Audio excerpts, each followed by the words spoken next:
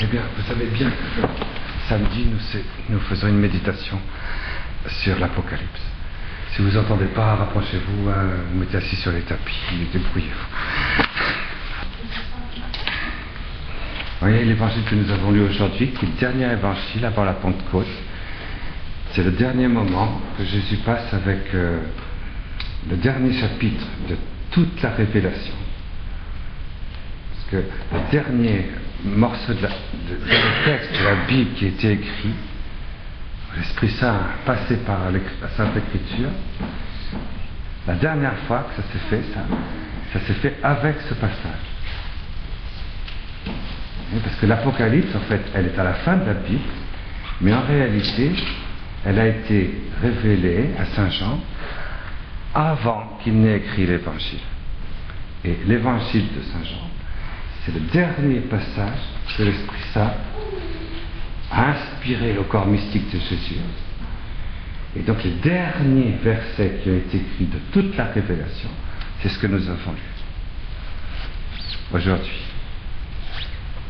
Et dans cette révélation, il y a ceci. Jésus est ressuscité, il vient de pêcher 153 poissons, et puis il a demandé qu'on compte les poissons, alors que je sais pas, si vous aviez vu Jésus ressuscité, surtout que c'était au moins peut-être 100, 200, 300 fois qu'il le voyait ressusciter, et il voulait savoir comment ça se passait de l'autre côté. Et Jésus dit non, vous allez compter les poissons. Alors, ils étaient obligés de compter 1, 2, 3. On dit mon Dieu, quand je pense qu'il pourrait nous expliquer ce qui se passe de l'autre côté dans la résurrection. Ça, c'est extraordinaire, n'empêche ça. Et ils étaient obligés de compter les poissons. Et il y avait 153 poissons. Et puis alors Jésus explique à Pierre qu'il doit le suivre sur la croix. Il doit être crucifié. Et quand Jésus dit ça à Saint Pierre, ce qu'on vient de lire ensemble, et bien Pierre dit bon, je dois être crucifié, mais Saint Jean, le disciple que Jésus aimait, le disciple que Jésus aimait, en hébreu, ça se dit Yeshu Hanan.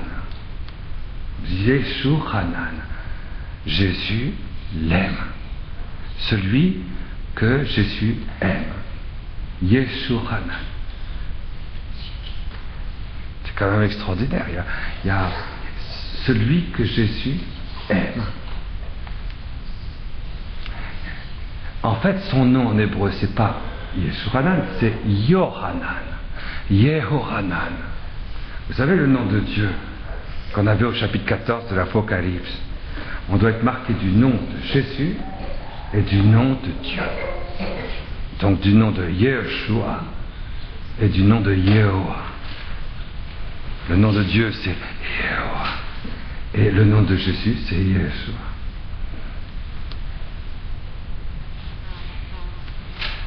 Et quand vous dites en hébreu le prénom qui le tient de baptême, eh ben on dit Yehohanan. Yehohanan. Ce qui veut dire Dieu vient à l'intérieur de toi et il te caresse. Le verbe Hanan en hébreu, ça veut dire caresser de l'intérieur. Et vous surgissez à l'intérieur de la chair vivante, toute flamboyante d'amour de celui que vous aimez, et Dieu vous aime de cette manière-là. Il surgit de manière cachée du dedans et il vous caresse. Yehohanan. Dieu aime Saint Jean et il le caresse. C'est physique, L'amour, il le caresse physiquement. Dieu, quelquefois on trouve la traduction Dieu donne la grâce. Mais non, en hébreu, en araméen, Yohanan, c'est Dieu qui dedans surgit dans toutes les facettes vivantes du corps de celui qui aime, et puis il le caresse de l'intérieur. Il lui donne une onction amoureuse. Et le nom de Jean, vous voyez, c'est ça que ça veut dire.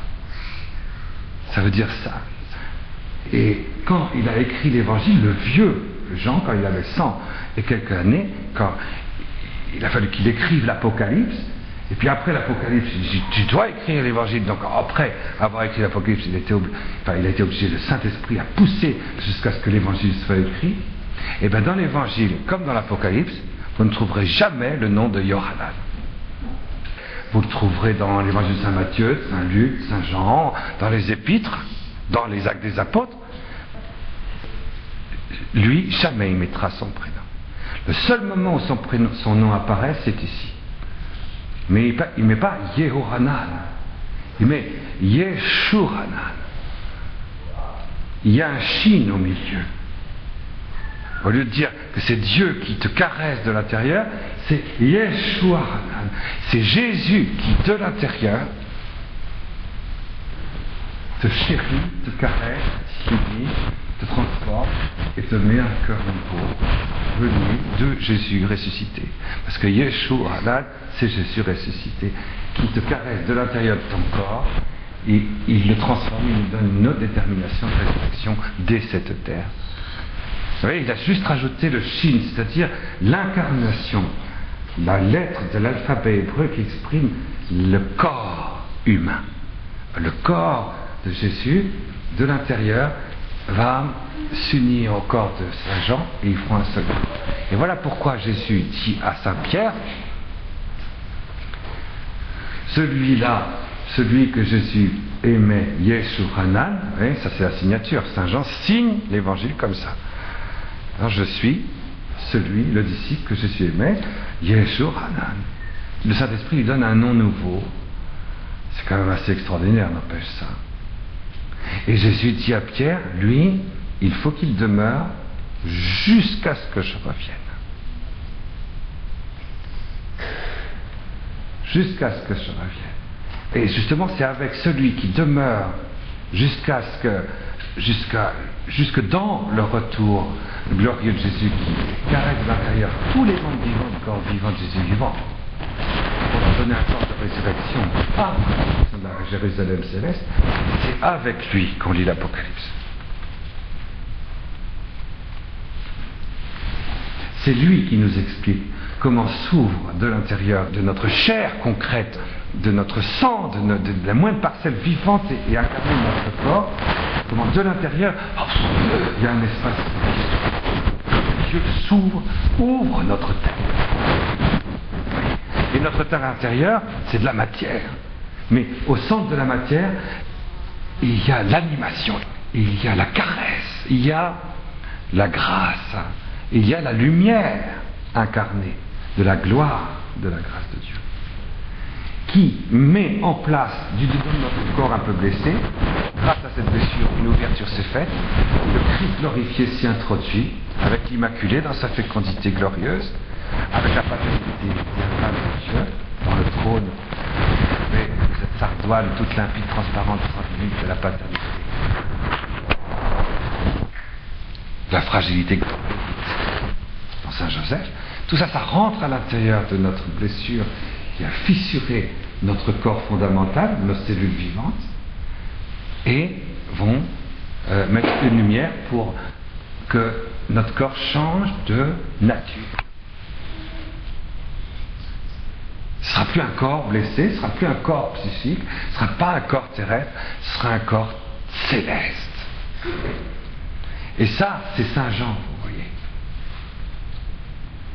C'est extraordinaire qu'il ait signé l'évangile comme ça, quoi. Vous voyez ? Le dernier, la Bible est signée de cette manière-là.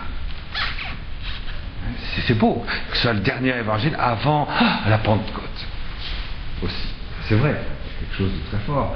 Bon, eh bien, on en était arrivé donc au chapitre 20 de l'Apocalypse. Donc nous allons continuer à méditer tout ça et à regarder, à scruter. Non, c'est bon, c'est bon.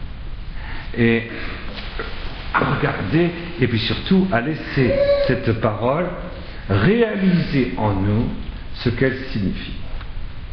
Parce que c'est ça toujours ce qu'il faut. Il faut toujours se rappeler ça. Chaque fois qu'on lit ensemble la parole de Dieu, il faut savoir que si je suis très très très très attentif, si je suis en communion avec ce qui se réalise, que le Saint-Esprit, ce que la grâce fait au milieu de nous, eh bien, de l'intérieur de moi, il va y avoir une béatitude. Bienheureux celui qui lit, c'est-à-dire ceux qui entendent cette parole. Pourquoi? Parce que cette parole va réaliser ce qu'elle signifie. C'est une parole qui est fécondité. C'est une parole qui est efficace. C'est une parole qui conçoit, qui fait grandir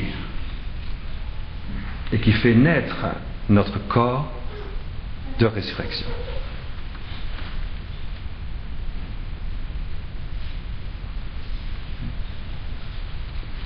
L'Eucharistie, c'est une parole, c'est le verbe de Dieu, c'est une transubstantiation qui vient faire grandir notre vie divine, qui vient nous incorporer. Voyez, tandis que la parole de Dieu, vécue dans le fruit de l'Eucharistie, en communion, d'une manière très attentive, c'est une parole qui conçoit quelque chose qui vient d'en haut et qui est physique, parce que la fécondité qui vient d'en haut est une fécondité qui vient de la résurrection. Et la résurrection a intégré la féminité glorieuse de Marie, a intégré la masculinité glorieuse de Joseph, a intégré l'unité sponsale glorieuse des deux dans la gloire incréée de l'hypostase du Verbe ressuscité. Et donc il y a un seul corps en trois personnes, et les trois personnes de la Très Sainte Trinité sont, je veux dire, concentrées pour que chacune des trois personnes de la Très Sainte Trinité, dans cette concentration, pénètre dans ce qu'il y a de plus petit en nous pour engendrer notre résurrection. Vous voyez la signification du mot Yeshuranan, le disciple que Jésus aimait.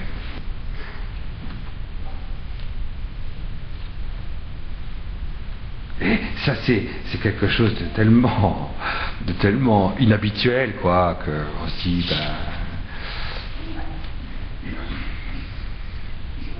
à un moment donné, il faut s'arrêter. Vous savez, on est dans un monde de bruit. Alors l'intériorité de l'âme, certaines personnes arrivent à s'y réfugier de temps en temps. Vous voyez, en disant il faut que je rentre dans ma vie, dans l'intériorité. Ils vont rentrer, ils vont faire zazen, et puis hop, en avant, on va rentrer dans une très très grande intériorité. Vous voyez? Oui, mais est-ce qu'ils sont dans la vérité? Oui, si on veut, parce qu'ils échappent au bruit. C'est déjà pas mal. Mais enfin, où est la fécondité là-dedans? Fécondité égale à 0. Fécondité égale à 0. C'est bien, mais c'est une perte de temps. Au moins, tu n'es pas énervé par le bruit. D'accord. Mais la véritable fécondité implique à la fois l'éternité féconde de Dieu et à la fois le corps. C'est l'intériorité du corps qui compte. Et c'est l'intériorité de Dieu. Alors, il se trouve justement qu'avec Jésus, avec Marie, avec Joseph, l'intériorité de la Très Sainte Trinité ne passe que par le corps. Une unique résurrection. Par la signification sponsale, glorieuse de leur corps unique en une seule gloire de résurrection. Alors la Très Sainte Trinité se concentre. La vastitude sans limite de la Très Sainte Trinité se concentre dans la gloire, dans toutes les parcelles vivantes glorieuses de cette unique résurrection de Jésus, Marie, Joseph, et du coup engendre dans ce qu'il y a de plus. Et c'est tout petit, les parcelles vivantes et cette concentration est une pression tellement forte qu'elle produit du dedans de nous, dans l'intérieur de chacune des parcelles vivantes de mon corps à moi, cette caresse glorieuse, trinitaire, violente, jalouse, une pression très forte qui fait que chacune de mes cellules trouve un nouveau visage, mais de l'intérieur, celui du corps de résurrection, mon corps spirituel. Mais si je ne suis pas attentif Si je ne suis pas attentif, si je ne laisse pas, au fond, Jésus, la parole de Dieu, à travers le corps mystique de l'Église, dont je suis un membre vivant en mon corps spirituel, si je ne vis pas ça dans l'Église, je n'aurai rien du tout. Vous voyez, parce que à ce moment-là, il ne me restera plus que cet isolement de mon âme dans la vie intérieure où je suis loin du bruit. Et du coup, le corps, c'est vrai, dans mon âme, je suis tranquille, mais dans mon corps, je suis en lien avec rien du tout. Je ne suis pas en lien avec le corps mystique de Jésus. Je ne suis du coup pas en lien avec le cœur immaculé de Marie. Du coup, je ne suis pas en lien avec la chair glorieuse du Père. Avec cet océan de sardoine intérieure transparente de la paternité de Dieu glorifiée. Vous voyez? Parce que pour être avec eux, il faut que je fais partie de la famille glorieuse. Si je suis tout seul dans mon intériorité, je suis en dehors. Parce que je fais partie physiquement, concrètement, vous voyez? Ah oui, je fais partie de l'Église, mais mystiquement, moi. Il y a des gens qui vont vous dire, moi je fais partie de l'Église, je suis mystiquement. Oui, mystiquement, je fais partie de l'Église. Ah oui, mystiquement, d'accord. Bon, bon, ok. Oui, au niveau des... Voilà, mes énergies sont vraiment christiques. Hein? Oui, c'est mystiquement. Je fais partie éthériquement de l'Église. Je fais partie, vous comprenez, symboliquement. Ah. Non, je ne peux pas faire ça. Je fais partie concrètement. J'y vais avec mes oreilles, avec mes sens externes, avec mes yeux, avec mes pieds, avec mon sens du toucher, avec mon goût, avec ma présence, avec mon attention. Heureux celui qui lit et ceux qui entendent les paroles de ce livre. Vous voyez? Vous avez que les 5 sens externes sont présents.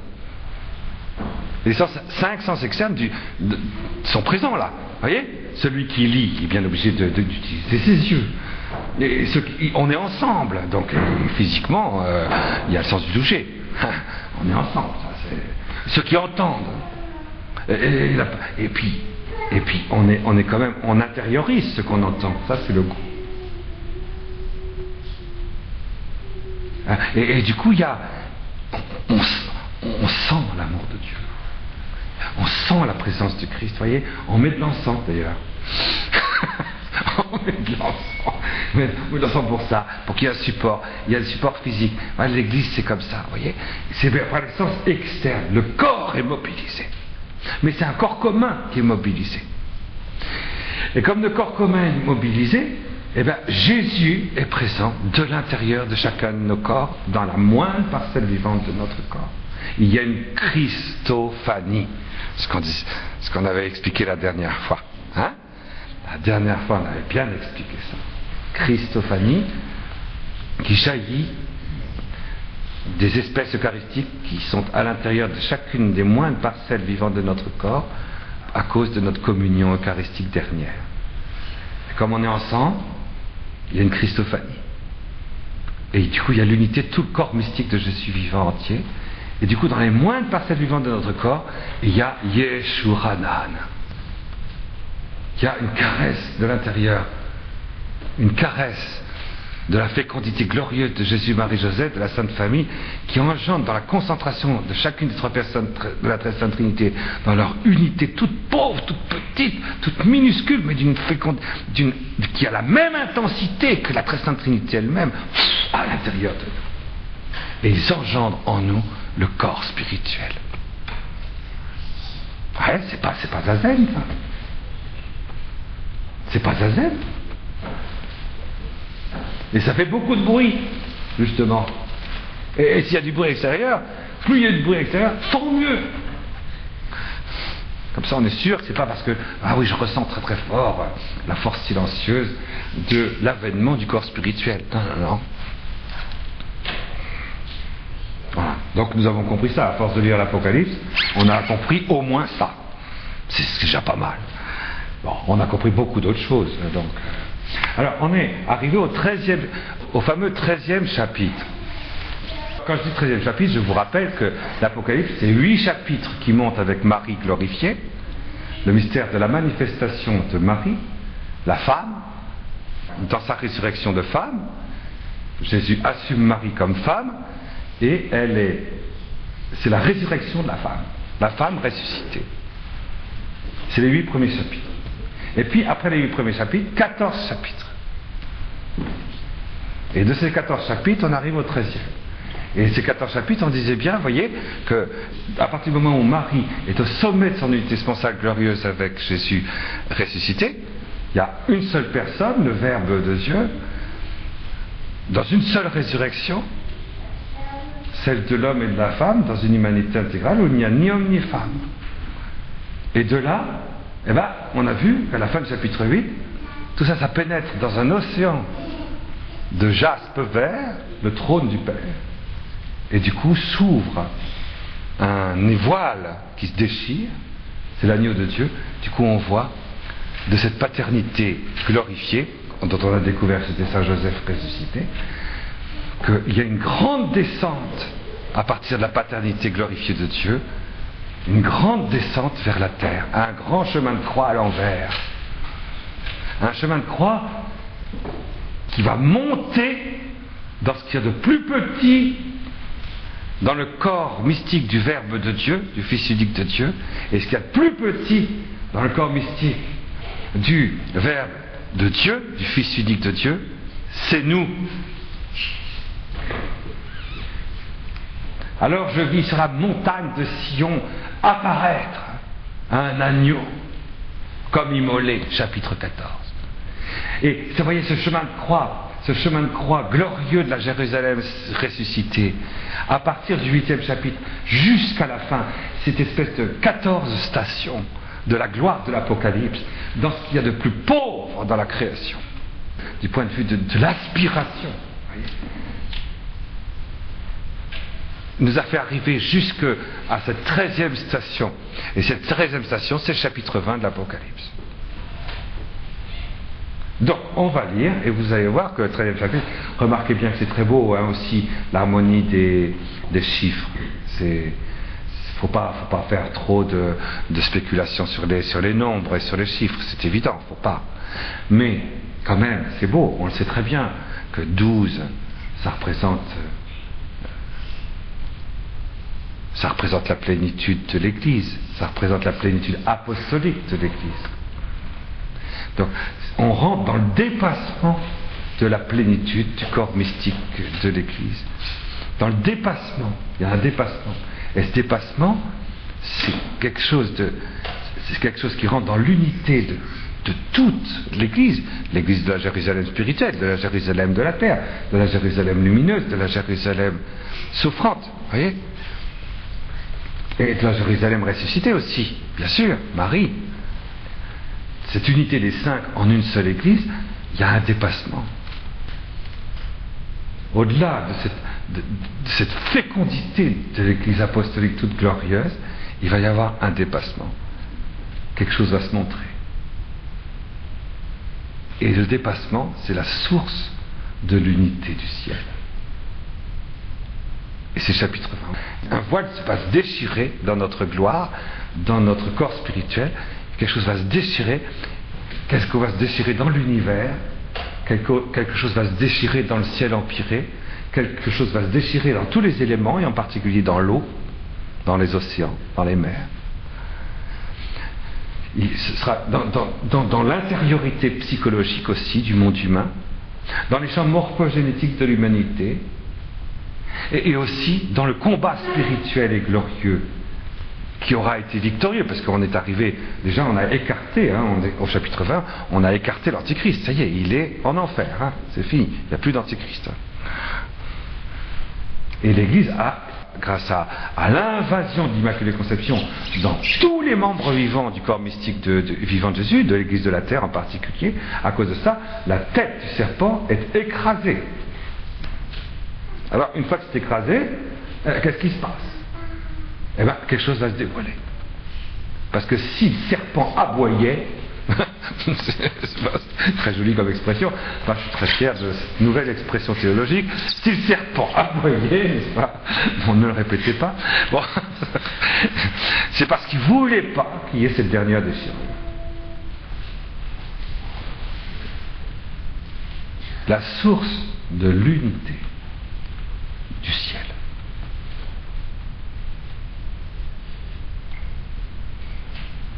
Alors maintenant que l'introduction est terminée, on lit le texte.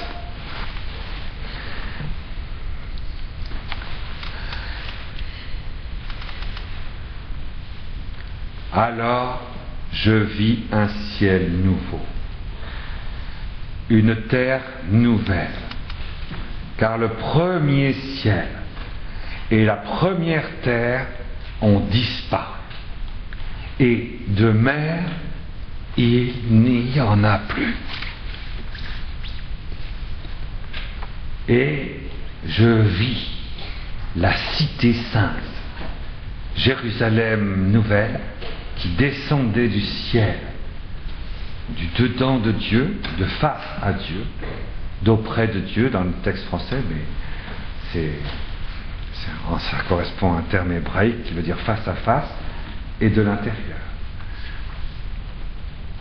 De l'intérieur du face à face de Dieu, elle s'est faite belle, comme une jeune épousée préparée pour son époux.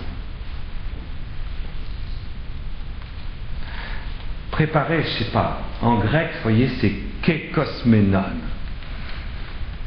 Ça vient de cosmos. Vous voyez, cosmos, vous voyez ce que c'est que le cosmos? C'est l'univers.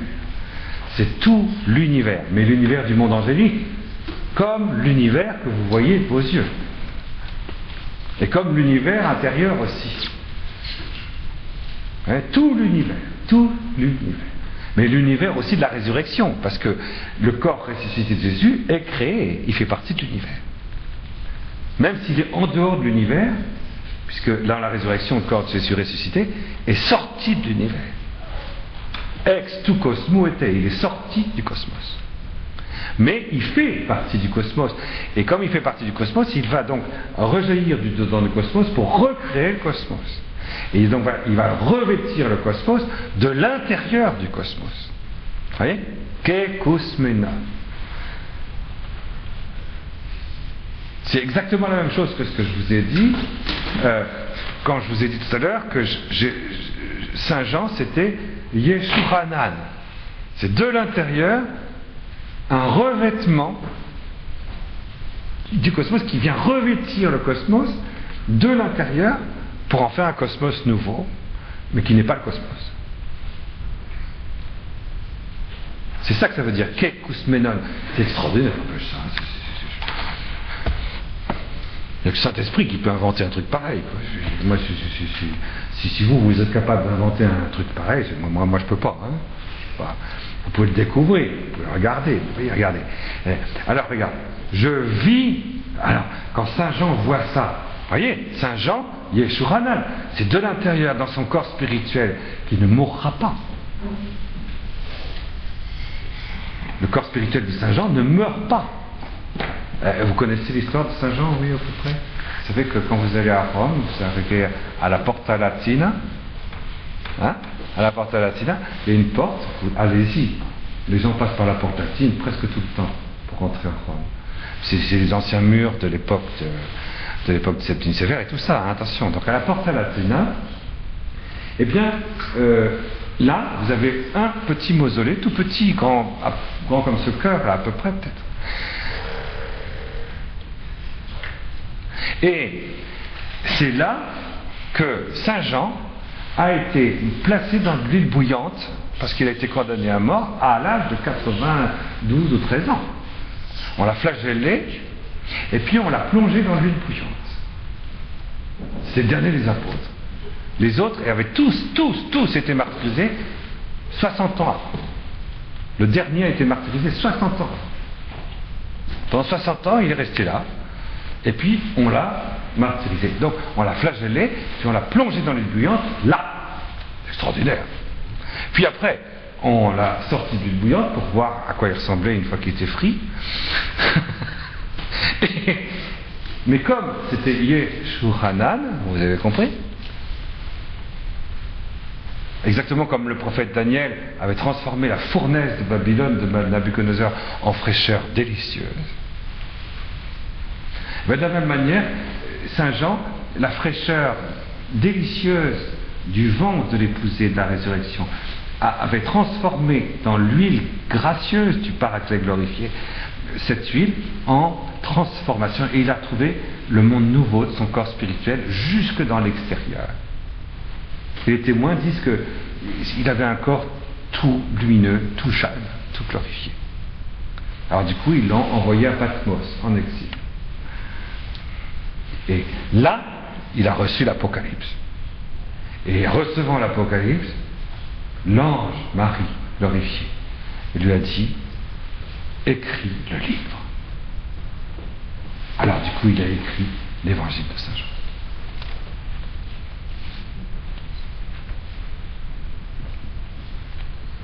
C'est pas rien. Et après, il est rentré à nouveau à Éphèse. Vous êtes tous allés à Éphèse, je suppose, et vous verrez, une des plus grandes basiliques du monde qui a été construite, elle est en ruine maintenant, mais elle était magnifique. Et là, à un moment donné, il a dit à ses disciples, bon, je vais me mettre dans ce trou. Il s'est allongé dans ce trou. Il leur a dit d'aller dire l'office de vêpres, n'est-ce pas? Et quand ils sont revenus de l'office de vêpres, il n'était plus dans le trou. Et on vénère toujours cette tombe qui est le cœur de la basilique de Saint Jean à Éphèse, d'où Saint Jean a été enterré, et puis ses disciples, quand ils sont revenus, comme pour Marie dans l'Assomption, pareil, quand les apôtres sont revenus, il n'était pas, il n'y était plus. Comme pour Joseph, quand ils sont revenus, le corps de Joseph n'y était plus. Alors, où est le corps de Saint Jean?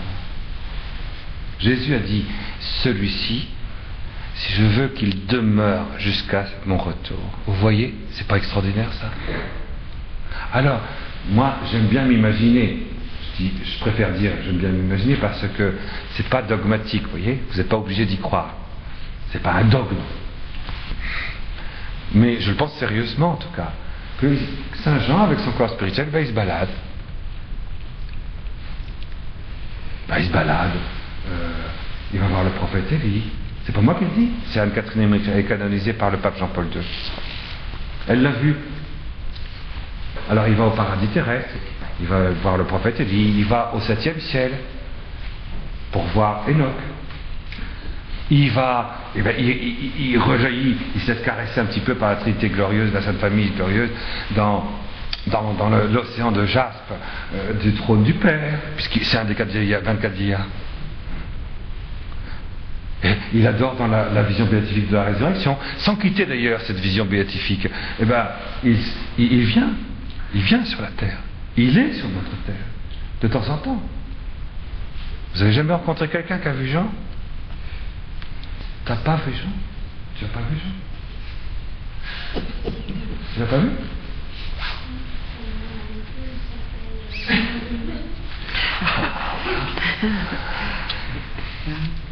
Et moi j'imagine, donc, puisque c'est pas dogmatique, qu'il se balade. Enfin, il se balade. C'est pas très beau comme mot, hein? Il se balade. Il est le témoin. Il est l'apôtre de la fécondité, de la cité glorieuse, de l'unité venue du ciel, de la résurrection mariale, ajustée à la paternité glorieuse de Dieu. Est-ce que l'envoyé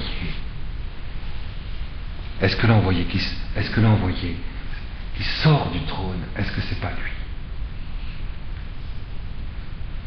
Puisque le trône est saisi par la paternité glorieuse de Dieu. Saint Joseph glorifié, il n'est pas envoyé. Saint Thomas d'Aquin le dit, le Père n'est pas envoyé.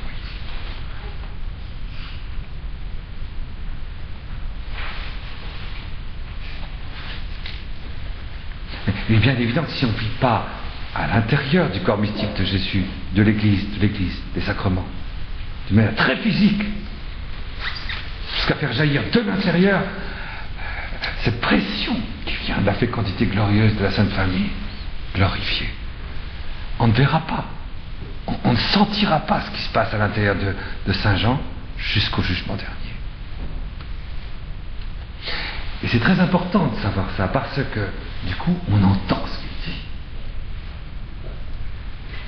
Parce que celui qui lit la parole de Dieu et ceux qui l'entendent, c'est lui. Et ceux qui sont comme lui. Et vous comprenez, c'est tout simple, et puis en même temps, c'est... Mais regardez, donc, il faut, quand même, je suis un peu long aujourd'hui, je ne vais jamais finir ce chapitre. Ah, très bien, on a encore, hein, on peut continuer jusqu'au mois de juin. Hein. Alors, puis je vis un ciel nouveau. Ah, vous voyez, le 7e ciel où il y a Enoch, c'est lui, hein, c'est je vis, c'est Yohanan, il a vu du ciel.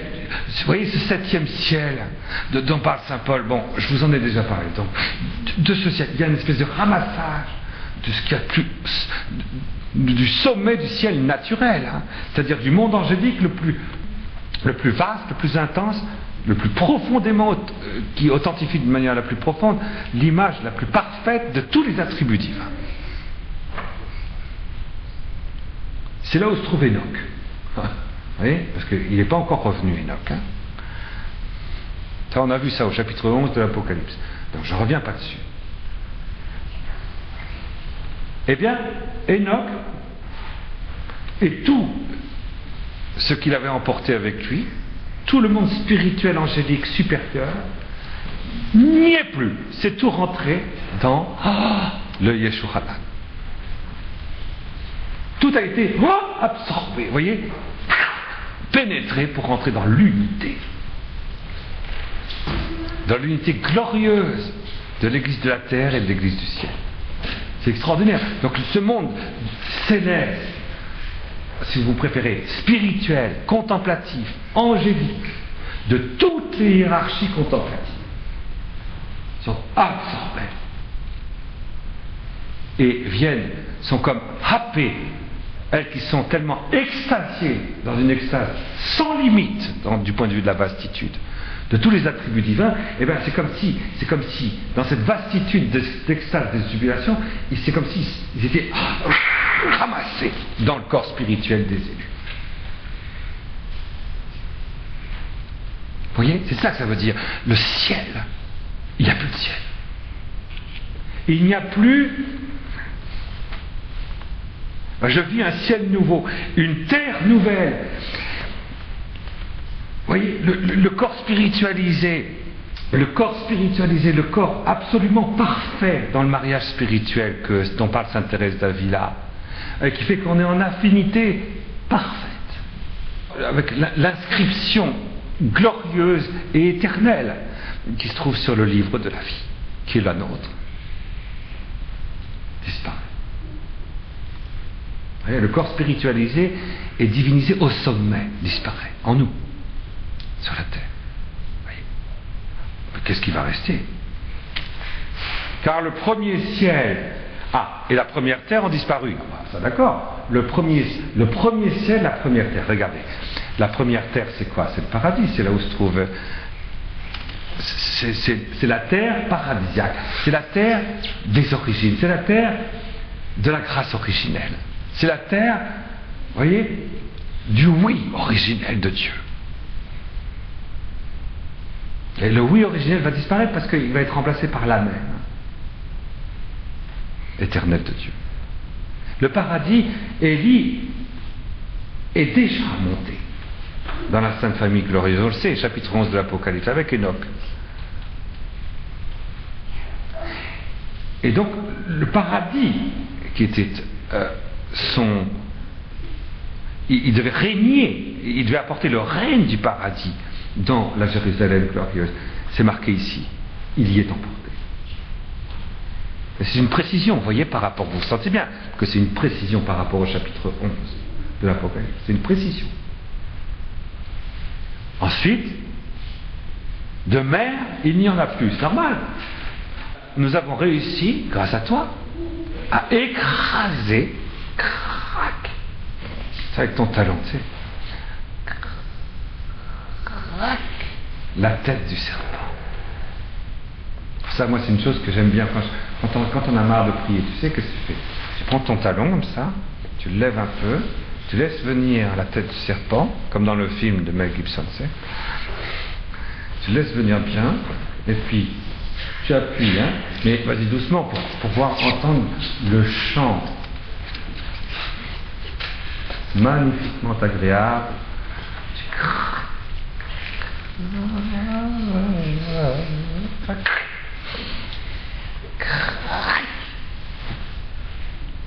Serpent, Satan, antique, l'antichrist.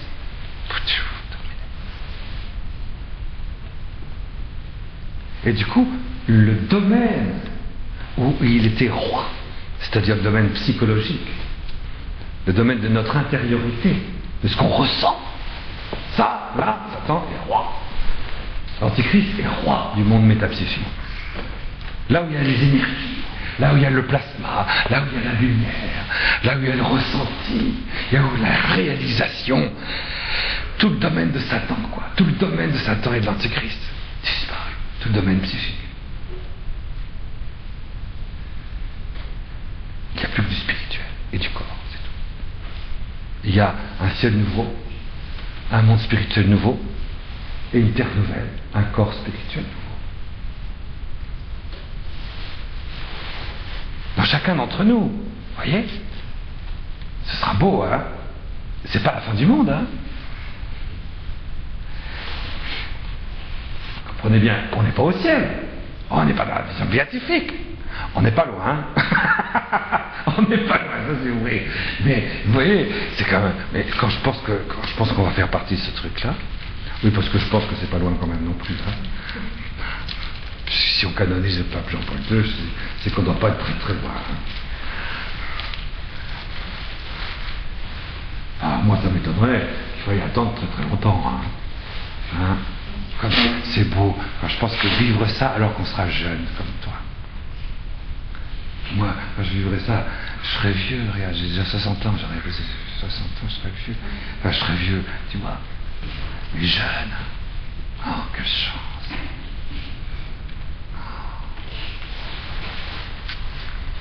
Ben, je me rappelle, j'avais un vieux père spirituel à Paris. Il s'appelait Jean-Baptiste. On l'appelait Papy. Il avait une centaine d'années, il était tout blanc, il avait une barbe blanche. Alors j'allais me confesser à lui, c'était un père du Saint-Esprit, tu vois. Donc c'est à lui, j'allais me confesser à lui. Et puis elle a été marrant. Elle me dit, je suis jaloux de toi, parce que toi t'es jeune, et tu verras tout ça. Il est mort maintenant, Papy de la Wall, il est trop mignon. Hein. Bon, alors, très bien. Alors, il me faisait sortir de la cité. Il me disait, oh non, de la sainte obéissance. Alors, après le boulot, moi je bossais, hein, attention, c'était pas les 35 heures à cette époque-là. Et puis en plus, j'étais obligé de faire au moins 4 heures de plus par jour, parce que bon, c'était un boulot important. Bon, et ben, il me disait, vendredi, quand tu as fini, tu mets en pieds nus. Bah, j'avais quoi? J'avais 27 ans, quoi. Tu te mets pieds nus, à Paris, hein. Tu sors chez toi, tu prends un truc un peu déchiré, et tu marches. Et tu sors de Paris. Et puis si tu as faim, tu demandes du pain pour l'amour de Dieu. Ah, je dis, vous êtes sûr, mon père? Et du coup, le vendredi, je faisais ça. Je dormais, je sais pas où, dans une poubelle, puis je sortais de Paris, et puis après je rentrais pour le dimanche soir. Ah, c'était un sacré père spirituel, hein. C'était pas un fou, lui, hein. En disant, oui, tu peux faire ça, c'est pas un péché, pas de problème.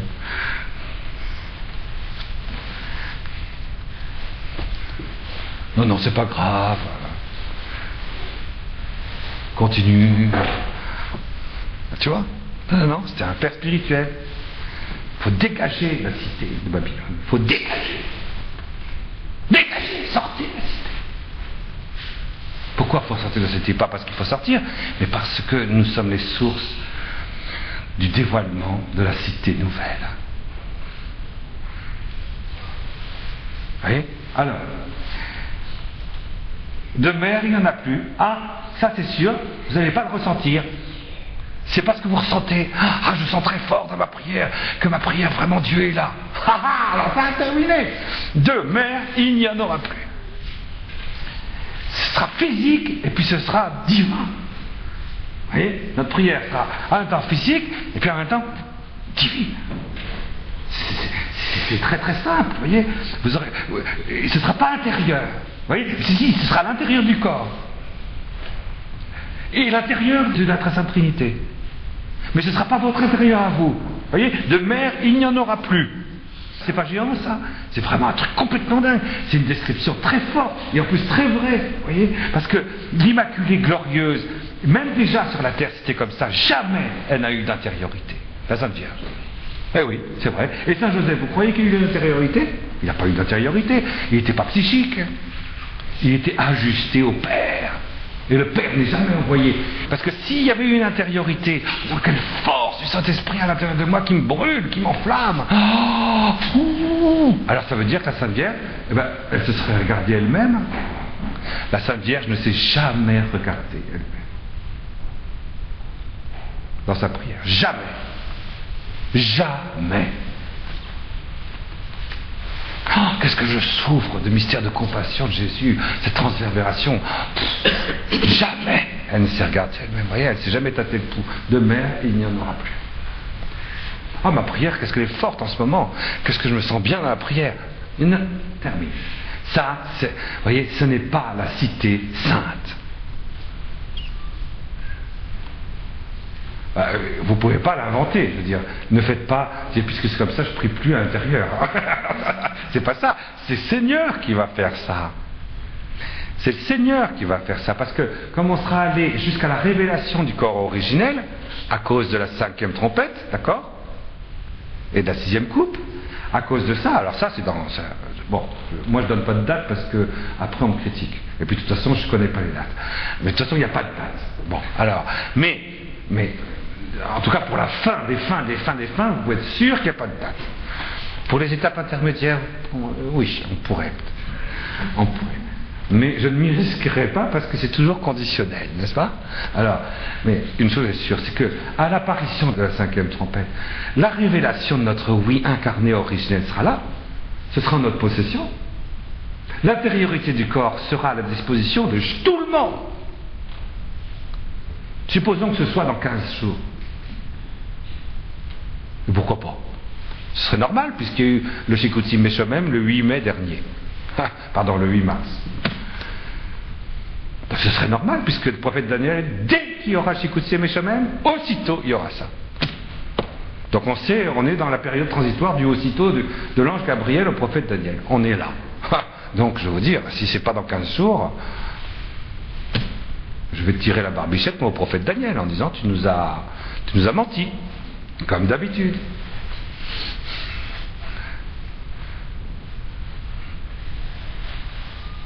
L'ONU a décidé, je suis désolé, l'ONU a décidé, et l'ange Gabriel a dit quand ce sera décidé, voilà, Shikutsi Meshomem, terminé.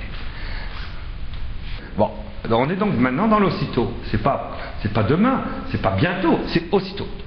Alors peut-être que l'aussitôt de Dieu dure plus longtemps qu'on ne le pense, c'est possible, je n'en sais rien pour l'instant. Ça fait déjà 40 jours. Alors faites le décompte, hein. 40 jours. Est-ce qu'il faudra 153 jours? Est-ce qu'il faudra 888 jours? Est-ce qu'il faudra? Je ne sais pas. Mais en tout cas, nous serons tous en possession de notre corps originel. Tous. Tous. Et ça, c'est parfaitement clair, ça.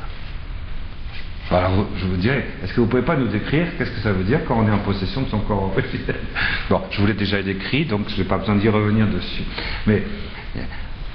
Mais du coup, on va vivre de la grâce eucharistique et de la Christophanie incarnée et glorieuse de Jésus dans notre corps spirituel. Ce sera facile pour nous. Et du coup, on va dégager de la prière d'intériorité psychique ce qu'on ressent.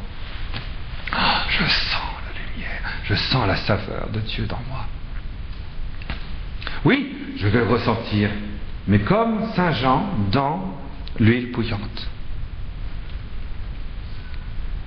Ce ne sera pas son âme, c'est son corps qui sera délicieusement lumineux. Pourquoi? Parce que son esprit sera entièrement engolfé à l'intérieur de la fécondité glorieuse de la très sainte Trinité, dans la Sainte Famille glorieuse. La preuve, le ciel, il n'y en aura plus. La terre, il n'y en aura plus. Et la mer aussi a disparu. Ben, vous avez la preuve là. Vous voyez, en 1h15, on a fait le 1 verset seulement. Et je vis, c'est-à-dire, Kai, verset 2, Kai, je vis, c'est-à-dire, c'est parce que je vis, c'est Saint Jean qui le voit, donc moi, je le suis avec lui, je vais avec lui, et je vois ça, ce que je viens de vous décrire, je le vois. Par anticipation, par appropriation, et par puissance.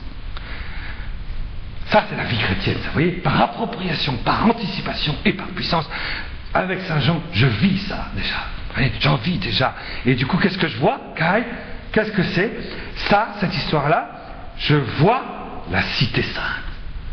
Jérusalem nouvelle, qui descendait du ciel, du dedans, du face-à-face de Dieu. D'auprès de Dieu, du dedans, du face-à-face de Dieu. Vous voyez, comme c'est pas extraordinaire, ça? Elle s'est faite belle, comme une jeune mariée, Kékosménon, enveloppée, Kékosménon, revêtue, vous voyez, du cosmos dans toute sa beauté. Mais c'est un revêtement intérieur, vous voyez bien que de l'intérieur, le cosmos ne fait que nous pousser en notre corps spirituel dans la Jérusalem céleste. On est poussé, vous voyez. C'est ça qui s'est passé au fond entre la dormition et l'assomption. C'est poussé du cosmos, et tous les cellules vivantes de Marie, en dehors du cosmos, dans la résurrection glorieuse de Jésus. C'est ça qui est décrit là, vous voyez, Kékosménon. Mais nous, quand on vit la prière de manière incarnée dans notre corps, vous voyez, par exemple, vous êtes dans le mariage, vous avez le sacrement de mariage. Dans le sacrement de mariage, c'est le pouvoir qui est donné grâce à vous, c'est votre consentement à Jésus ressuscité, à Marie ressuscitée, et aussi à la sponsalité glorieuse de la Très Sainte Trinité toute éternelle, de venir dans votre unité sponsale réaliser ça. Vous savez que le sacrement de mariage n'est fécond et efficace que dans le consentement mutuel de ce qui dépasse l'unité de chair et de sang dans un nouveau corps qui n'est ni à l'un ni à l'autre, mais qui appartient à l'unité des deux.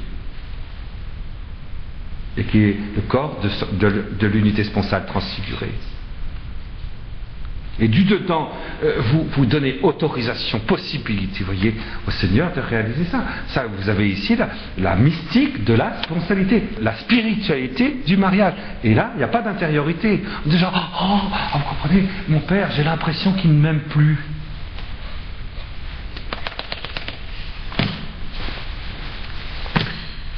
J'ai l'impression qu'il ne m'aime plus. Je suis marié, mais j'ai l'impression qu'il me... L'impression. Il n'y a plus de mère.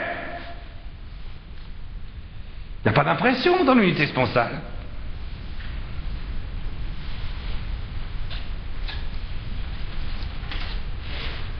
J'ai l'impression que je l'énerve. Ça, sûrement. Ça, sûrement. C'est pas une impression, c'est une évidence.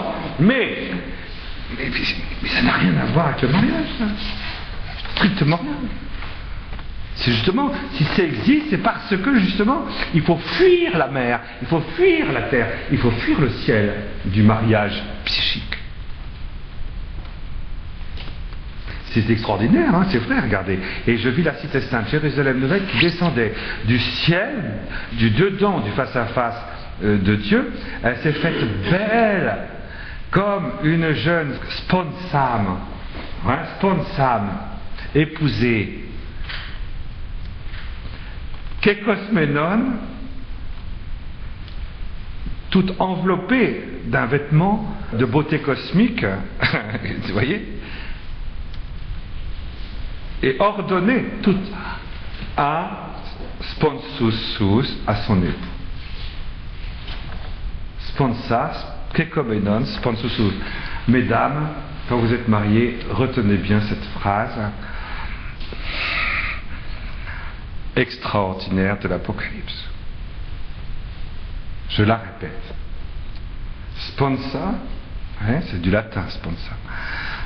Kékosménon, c'est du grec. Quelques semaines. Sponsis, oui. Alors, ça c'est à nouveau du latin. Parce que je ne me rappelle plus comment on dit sponsus ou sponsa en grec. Mais c'est quand même extraordinaire. La sponsa, l'épouse, est de l'intérieur. Céleste, hein, mais de ce qui fait vivre son corps féminin, dans la signification sponsale de son corps féminin, est toute revêtue de tout ce qu'il y a dans l'univers de plus beau, de plus splendide, de plus glorieux, qui la pousse en dehors du cosmos, à l'intérieur de Dieu, dans le face-à-face entre l'époux et l'épouse, c'est-à-dire le Père et le Verbe, pour s'introduire du dedans de son sponsus, de son époux. C'est marqué en noir sur blanc, hein. Voilà le b.a.-ba de l'acte de mariage, de l'acte lucide, de l'acte libre, de l'acte incarné, de l'acte humain du mariage. Hein, l'épouse, c'est quand même extraordinaire, tu trouves pas? Quelle formulation, c'est inouï. C'est inouï. C'est inouï, c'est extraordinaire. Écoutez, c'est formulé de manière admirable, admirable. Et le sacrement de mariage, c'est là qu'on voit que d'après Saint Jean, le sacrement qui va brûler l'Antéchrist, qui va brûler, écraser la tête de Satan, c'est le fruit du sacrement de mariage. Saint Paul l'avait vu, lui qui était monté déjà au 5e ou au 7e ciel, il ne sait pas. Il a dit à propos du sacrement de mariage, ce sacrement est grand, c'est le seul sacrement dont il est dit dans la Sainte Écriture qu'il soit grand. Les autres, c'est pas marqué, c'est des sacrements qui sont grands. C'est pour ça qu'on ne touche pas au sacrement de mariage. Et vous verrez que le pape Benoît XVI, il ne touchera pas à ça. Parce qu'il est infaillible.